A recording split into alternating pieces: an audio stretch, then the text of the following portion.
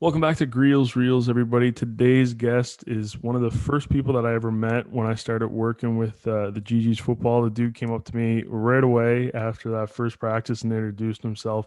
Class act on and off the field, and just overall a great dude. Thomas Carrier, how you doing, bud? Couldn't be better. How are you, man? Can't complain, can't complain. So, like, let's start everything right back from the beginning. I mean, where'd you fall in love with the game of football too? So football started for me in Gatineau, actually. We moved here in 2002 because of my dad's work. Got in here as a French kid, no friends, and football was a way for me to sort of settle in. And so my brother and I signed up to play for the North Gloucester Giants out in the CAFL League, which is what it was called back then. I think it's all scrambled around now. But football was introduced, yeah, in high school, I would say. We started playing the Tyke and Mosquito levels. So from then on, went through a couple of NCAFA teams, played with the Myers Riders, played with the Gatineau Vikings, played Cégep in the area as well at Cégep de l'Outaouais, and played football at the university level at the University of Ottawa. So, Yeah, all kind of stayed within this like 613 area. yes, sir.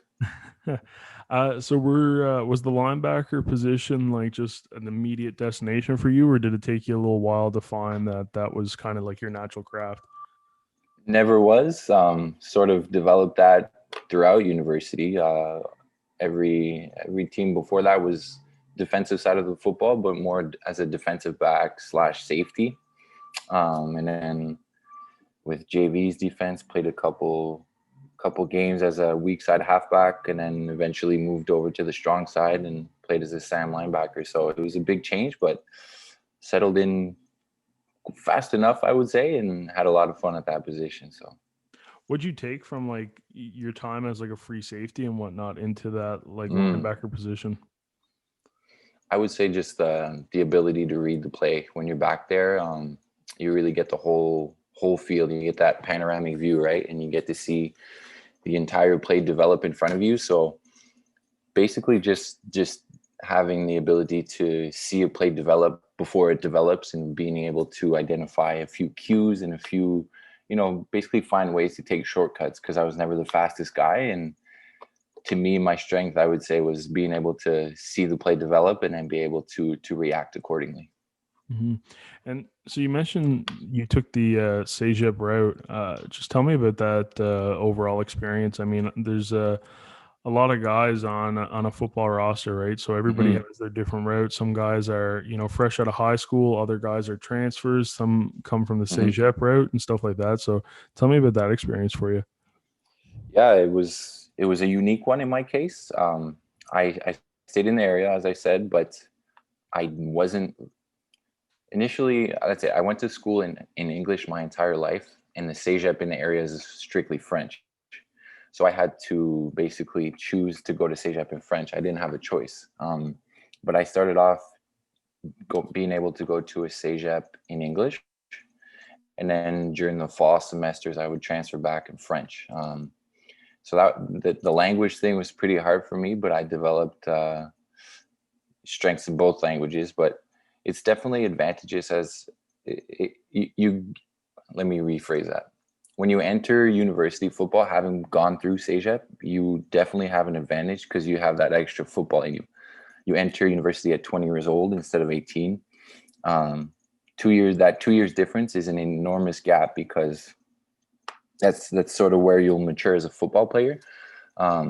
No disregards to the Ontario guys. I've played with like a massive amount of extremely good football players from the Ontario side, but that 2 years difference, I would say, coming over from CEGEP is extremely beneficial to those guys, because you basically come in and you're sort of like a veteran, but you're still a rookie. But just having the ability to develop your football IQ and having more playtime is extremely beneficial. Yeah. Yeah, no, I mean it's definitely pretty apparent too when you just kind of see a lot of guys from Sejep, because I think another thing too is just like the post secondary vibe of Sejep. So you kind of get used Totally. to picking like class schedules and stuff like that. Yeah. Having that extra freedom before Mhm. entering university, really, it helps set the tone, right? You know how to organize yourself better. You know how to you'll know when to play video games and when you can't play video games. It just gives you a good sense of that organizational skill for sure. What video games you playing right now? Oh, I'm a big Rainbow Six Siege guy. I've been playing that since it came out. Played a bit of Fortnite here and there, couple games of Call of Duty, but I've been sticking to that game for a while. Yeah. So with just kind of choosing the University of Ottawa, it actually Hmm. kind of seems like it's almost like it was meant to be kind of thing, right? With how much you had to switch back and forth to English and French, and just Hmm. Ottawa being as bilingual as it is. But I mean, what were some other factors that probably went into that decision?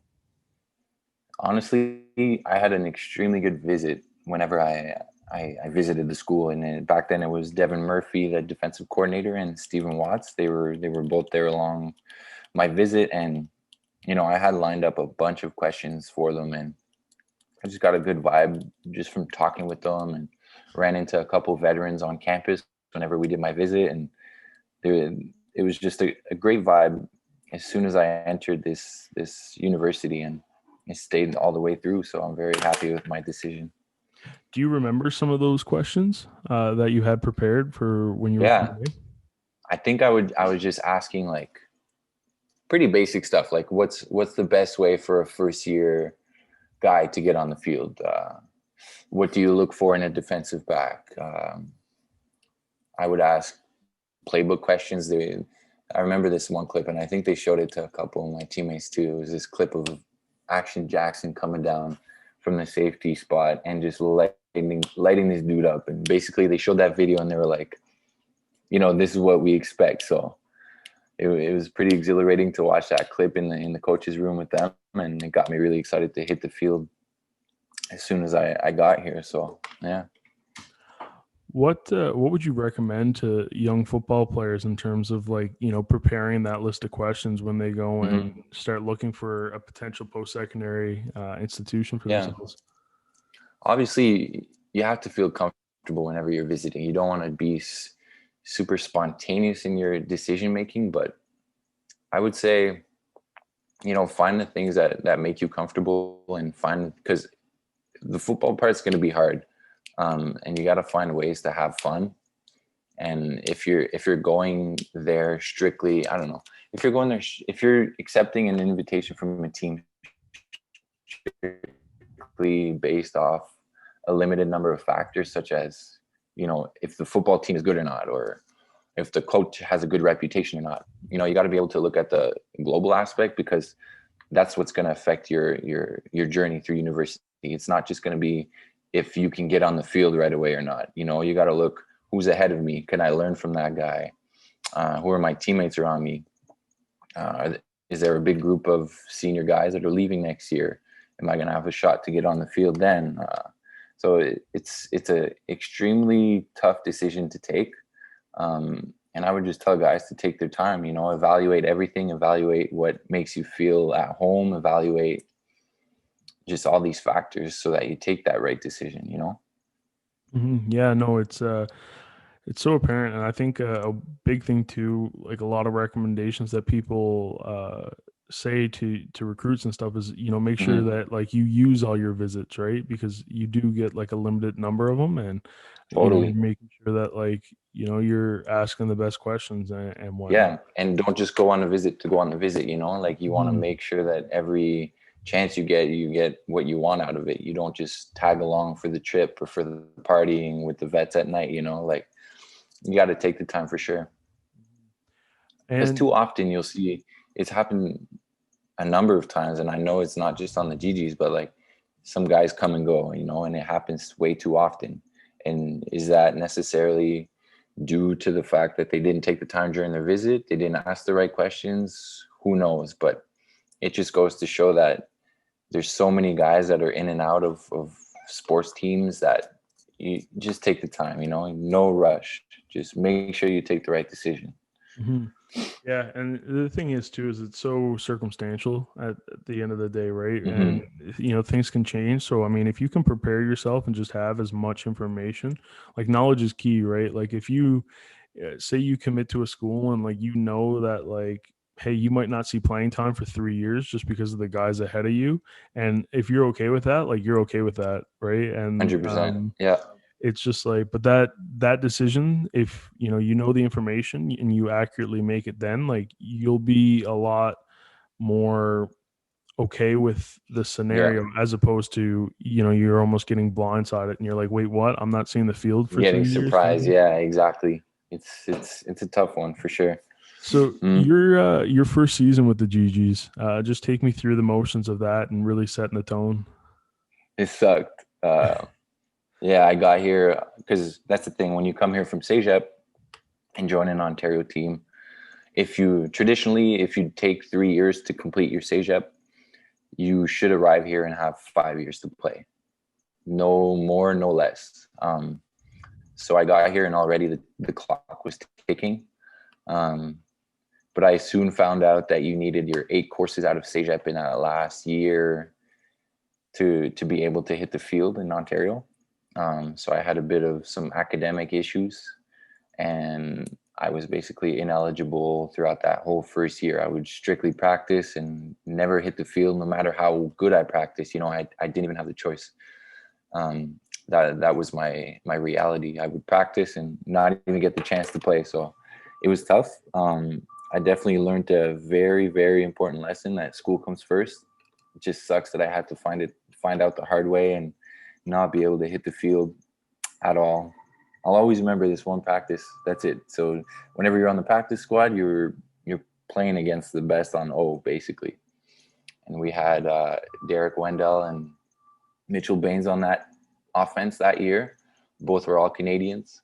And I'll always remember I picked off Derek twice one practice, and I was feeling super hot. I was on fire that night, but I knew I couldn't play the next game, so it was a hard reality for me to adapt to, but I got over that slump and I started every game after that. So I guess it was good in the long run, but I still would have enjoyed it, playing a couple games that one year.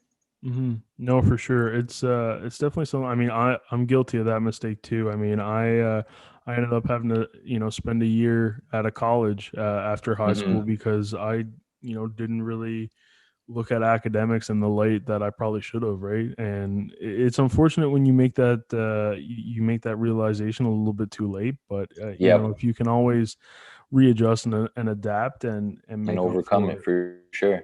Hmm. And then it just goes for a better story to tell people, right? Exactly. It's all about the story at the end of the day. One of my high school buddies, he always used to say, just do it for the grandchildren. So everything you do, just make sure it's a good I story for the love that. grandkids. Yeah. So once you become like a regular face to the lineup and you're uh, you know just constantly getting those game day starts and whatnot, how'd you really adjust to that? Because I mean, you're like the seasons with the GGs are pretty unique, right? Like you're playing in front of a lot of people. Like we have great home openers, like 4,000 people, not to mention the Panda game, which is 24,000 Mm-hmm. people. So Mm-hmm. yeah, like how'd you tackle that adjustment? I think during my first year, the nerves definitely kicked in. For that home opener, I was like butterflies in the stomach and everything. But I think what really helped ground me during those first few games was just to, rely on my teammates. And as soon as I was feeling a bit nervous, I would look to them. I'm thinking of Kadeem and Action Jackson and Ty Cranston. All those guys were guys that I looked up to, and they definitely helped me become the player that I was. Right, I always had those guys to look up to throughout my first year, and I strive in that environment where I have those good role models ahead of me to look up to and help shape who I became. Basically, yeah. Hmm. And I think one thing I love about you and getting to like be able to follow your career and stuff like that, and one of the funnest things that I really got to do was because every quarter, like every third quarter, I typically go up in the stands for the Panda game, and the TC fan crew is probably as strong and wild as anyone. So you always got like and probably like 20, 30 Yeah, people in decent the squad. crowd Yeah, there. Yeah. So just tell me about like that feeling, man. Like getting to play at such a big stage, but then also because you're so close to home, have like 20 to 30 friends and family just yeah. there. That was definitely like it, I think that was the highlight of my university career. Not necessarily the Panda game, but just having the luxury of having those people that are so close to me pull up on game day and just spend the weekend over at my house. It was a big get together, and I love going over there, especially after winning it and seeing all those familiar faces that I hadn't seen, because I had some family friends come from Baie-Comeau, our hometown, which is 10 hours away. So there's some dedicated people, and I made sure I reminded them every time that I was super appreciative of them coming over and spending the weekend. And those games were a great time. And the last 2 years when we won, it was even better to be able to join up and link up after the game and celebrate together. Yeah, no, it's definitely it's an incredible weekend. I mean, and we're filming this like at the end of September slash like Yeah, early when we October. should be So playing. yeah, Yeah, so it's just like it sucks not having it there. Like this, I was walking totally. around campus actually last night, and the campus was dead, and I'm like, man, like this is such like a time of the year where students are like running around, and there's so much like Panda promo going Homecoming up, and weekend, yeah, all the yeah, signs. it Yeah, was it's a ghost town, I bet. it was weird, but Yeah. so the 18-19 season, I actually wanted to chat with you about this Mhm. because it as unfortunate as it was, it's a unique situation you found yourself in, the one game suspension there, because not a lot of guys sometimes find themselves there. And I know speaking with you, when you found out, you're disappointed that it happened because you really wanted to get Mhm. all 8 games in that year, and For that the first actually, time, yeah. yeah, and that actually ended up being like the one that you missed. So I Yeah. just kind of like, once you found out the news, how did you kind of like deal with that and try and I guess move forward and move past it to, because actually, funny enough, speaking about Panda, that was the game that you were back after the Yep. suspension because it was Luckily. the York game right Mhm. before, right? So just And then I yeah, think we had a buy. I think we had a buy before Panda. Could it be? yeah, I something I remember think having a so. two. Yeah, I remember the joke. The running gag was I had a 2 week buy to prep for Panda. So Yeah. honestly, I was obviously deflated as soon as I found out. I got that call from Coach B the Monday morning, telling me that Guelph had called into the league and I was going to get a 1 game suspension, and he just wanted my take on it. And I was honest with Coach. I told him my elbow got up a bit high, and I think I got him in the neck area. So I wanted to apologize to the kid. I obviously felt bad. I never played with the intent to injure someone, but I wanted to apologize to him, and it sucked that I had to miss that 1 game, but I guess it was a good timing in the sense that it didn't affect the Panda game. So I missed the York game, and then we had a bye. But I knew I'd be back for that game, ready to play with the guys. So I was lucky in that sense for sure. Yeah, well, I remember chatting with you too, and it was always just like, I guess the everything happens for a reason, right? And it was like, hey, who knows? Maybe that Yeah, York game, you suffer a tough injury that yeah. Who keeps you knows? keeps you out of it altogether, right? But Hmm. yeah, it was always it's an interesting scenario, right? Because sometimes a lot of times, especially like in a league with like no immediate like video review and Yeah. stuff like that, like those calls are sometimes like really harder to make, right? So Hmm. no, it's an interesting concept, but then Yeah. just like moving forward, like looking at just like the process of everything. And around that time too, actually, I think I might have got the timelines mixed up a little bit here, but I wanted to talk about Kyle because this Yeah. was around the time when Roger finally transferred back. Well, I guess transferred to Ottawa That season. from Yeah. from Montreal. So, and Yeah. that was the guy who you had played with for a Oh yeah. long time. Um, I mean, how did it feel to have him finally back in a locker room with you? That was awesome. I think he told me that summer that he was coming and that he was going to talk to Coach B. And I knew he'd had a pretty tough time in Montreal, suffering a couple injuries. but obviously when he told me that news, I was like, man, just like the old days, like we're gonna line up one beside another again. Like it's gonna be awesome. And didn't start off the first 2 games, first 2 3 games he didn't start, but coaches soon realized that he had his place on the field, and he found himself starting obviously in no time and had a blast. Yeah, it was honestly he definitely made quite the impact because I mean he was our team MVP last season, Oh which yeah. is pretty incredible too. Like in the linebacker position, right? Like you don't see that a whole lot. No, and he lined up all over. He played some safety reps for us. He played some Sam linebacker reps for us. Obviously, Will was his spot, but definitely demonstrated his versatility last year. Yeah, it was impressive. Mhm. And I mean, last season was another challenging one for you, and Mm, trying to overcome some injuries and whatnot. But I mean, you still got in 4 games out of an 8 game season. So I mean, just tell me about that whole process because obviously you're trying to do everything that you can yeah. to get back on the field, and especially being the last year. Hmm. Yeah, it was definitely not an ideal year. It was my last year, and I was really planning on finally getting to play all 8. Suffered an MCL injury in training camp, so that was it sort of shattered my goals in that sense. But it was more of a mental challenge than a physical one, and I role wasn't going to be the same as it was the last few years, and I wasn't going to have the same impact on the field as I did the 2 prior years. But I knew we had a couple young guys that were in, and we had a wave of senior guys graduating this year. So my focus throughout those first couple of weeks of injury was just getting those young guys ready, and obviously trying to get myself ready to get back onto the field, but definitely trying to pass on some knowledge and make sure that those next guys up were ready this year. hmm What are some of your strategies for readjusting goals when you kind of realize that things are out of your control now and you can't Hmm. unfortunately meet those milestones? So now you got to rework it. Good question.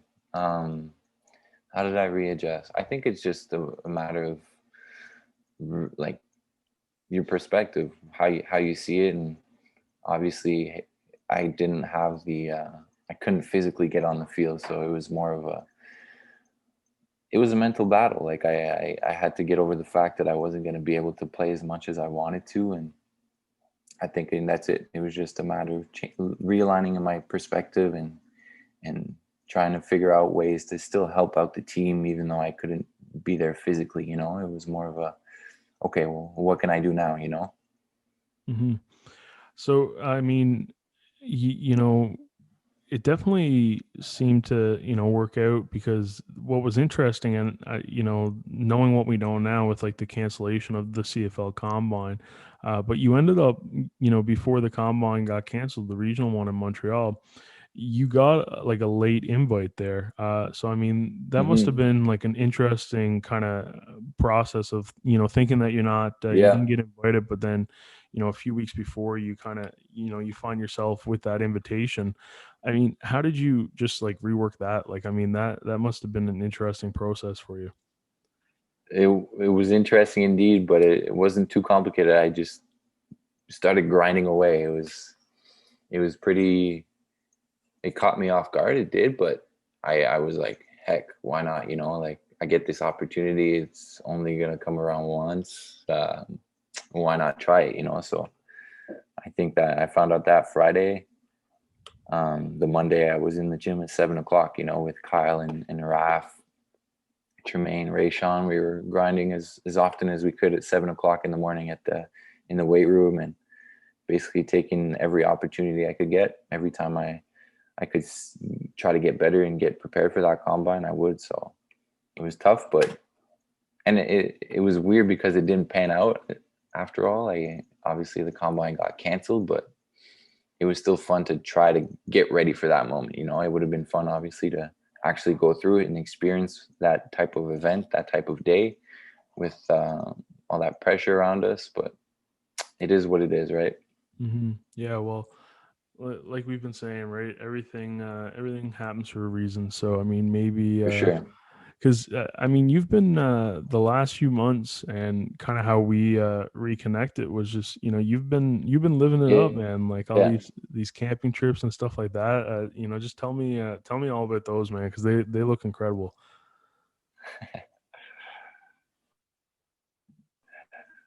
Trying to in between. It's along the St. Lawrence River, and all summer basically I was working in this paper mill. My girlfriend was back home, so I spent hours and hours inside this paper mill, not really having a chance to get out and have some fun. So fall came around, or actually midsummer, we planned these camping trips because we knew that this was when we were going to be back together, and work was going to be sort of in the back seat. And so that's it. We came back from a camping trip last weekend along the St. Lawrence, and it was a complete dream. We'd wake up to the sound of whales, basically. Whales would be swimming beside us, and we'd just hear I forget the term, but the psh. So we'd be waking up to that noise, and it was a lot better than hearing an iPhone go off in the morning. Mhm. Got out sea kayaking too, which was fun. Saw a couple seals and some more whales. So no, it was a good time. We're actually heading back this weekend camping, so get to Nice. soak in some fall colors. Man, you're just reminding me of back home, right? And that's why Hmm. I love those stuff, and I love chatting Yeah, about it. How do for you sure. go about preparing a camping trip? What's the Oh, what's the TC checklist? headlamp, key, barbecue. Um, Honestly, that camping trip we were freezing. I tried this one trick, Rob. You heat up a rock by the fire. You put a rock in the fire, you heat it up, and then you bring it inside the tent. But it did not work. It flopped. So we froze that night too. But no, definitely you got to get the snacks down, because snacks taste 10 times better while you're camping. So definitely spend a good time in the grocery store getting those snacks lined up, and then go from there. And this is something that I wanted to ask you about too, because your last Instagram post, there was a comment about some meat paste, and I've never heard of that before. I want some more context on that. Okay, so the meat paste is actually called creton. In Quebec, it's a Quebec dish. It's pretty unique. It's like Luciana calls it pork goo, and it's got a weird texture to it, but it's freaking good on toast in the morning. So it's basically a mixture. It's like grounded up pork that you'll spread on toast, and it's Okay. delicious. I highly recommend. It kind of reminds me of like pork scrunchions back home. Like we have like a salt. Scrunchions? Yeah, it's Yeah. essentially kind of like pork fat kind of thing. It comes in like a little Okay. vacuum sealed You spread pack. it, or you Yeah. just scoop it out. It's you kind of like scoop it out, I think. Like Okay. I haven't had it in a really long time. When I used to work in the meat room, like we'd had to like price them every Sunday morning and whatnot, but Okay. yeah, when I seen that comment and some of the comments, I was like, I feel like that's it. Kind of like lines up with where Maybe, we're at. yeah. Yeah, we'll Super have tasty, right? yeah when things get back, we'll have to plan a camping trip where we it's almost like those Share video dishes. yeah those videos where they have like people from the UK and the United States like share snacks. We'll have to do a Quebec and Hell Newfoundland yeah. version of that. Hell yeah. That works. Yeah. So, also, man, like you've been doing some pretty cool things in terms of the realm of academics and school again. Mm. If you want to kind of elaborate more on that for everyone. Yes, sir. So I'm in my second year of teachers college. Um, and things are kind of weird right now. I'm not gonna lie. Like I should be in a placement right now at Colonel by High School, but everything's online right now. I can't even, practice my teaching in the classroom, which is pretty unique because that's normally where you get the best practice done and the best, teacher development down. So right now it's basically just online planning with my associate teacher, and sending him lessons that I'm planning on my end. And yeah, it's pretty unique right now, but I'm looking forward to wrapping things up in the spring and teaching full time and making some good money. Yes. What I guess what kind of brought you to the realm of teaching, like wanting to be a teacher? I I started off universities sort of. I didn't really know what I wanted to study in at first, and I was thinking my dad's an engineer, so I was looking into civil engineering.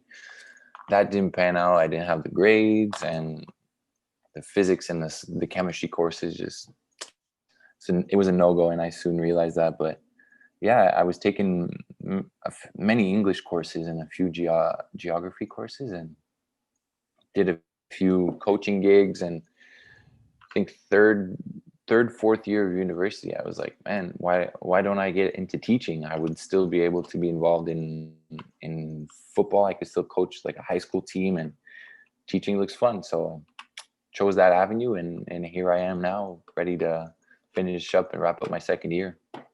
Man, I'm excited to hear that. Like even just the fact that Mhm. you want to be a high school football coach too, right? Yeah, Like I mean, I think kids are gonna have a lot to learn from a guy I like hope you. so. And I got some knowledge to pass down, and I had so much fun playing football throughout all my years that it's tough to just stop it on the spot and call it quits. But I really want to be able to pass down what I've learned throughout all these years, and pass down the value that the sport can give a person, and how much fun is out there to have. yeah, man, that's it's incredible. And so just kind of like moving into maybe a few of our last things, but I wanna ask, where's the beard gone to, man? That changed when I entered that mill. I had to change the look up. The beard was too Uh-huh. hot, and it would have just been too dirty. And they don't recommend a beard with COVID going on. So Oh, okay, been so rocking the stash for a bit now. yeah, no, it looks good. I gotta say, Cheers, man. it's a different it's a different TC look. I remember you remember when you Totally. posted like the headshots over the years and Yeah, how the beard's grown and developed from first year to yeah. your last year. Well, winter's coming around, so it might start growing out. Oh man. Okay. Honestly, TC man, this has been a lot of fun. Yes, Catching up sir. with As you. always. And so this is actually the part of the podcast where I hand the show over to you. So it's anything that you want Okay. to anything you Hell want to yeah, chat I got about. questions. So yeah, it could be a life lesson, childhood story, but yeah, Oh, anything. for myself, or I'm asking you? Well, hey, it's totally up to you. Like it's your show. So yeah, I mean, some guys have. Kadeem was actually a guy who threw some questions back at me and whatnot. So Oh yeah, yeah, but no, I it's got I got I got questions for you. Hold oh, on. okay. Well, Okay. sure, we can go that route. It's your show now. Your favorite seafood dish from Newfoundland? Uh, Probably like a lobster and mussels combo. So like some steamed mussels and stuff like that. Yes, yes, yes. There's a spot that What do you we've put on been your to. mussels? Man, just plain, like nothing Plain? crazy. Just like Plain Jane? probably a little bit like boiled in like salted water and whatnot. But Oh yeah. I don't really think you need much, honestly. You could put like a little lemon on it or whatnot. Yeah, But I like a little lemon, maybe a bit of hot sauce too. mhm, yeah, but there's a great spot like Central Newfoundland. I forget the name of it, but basically like the restaurant is like right on the pier in itself.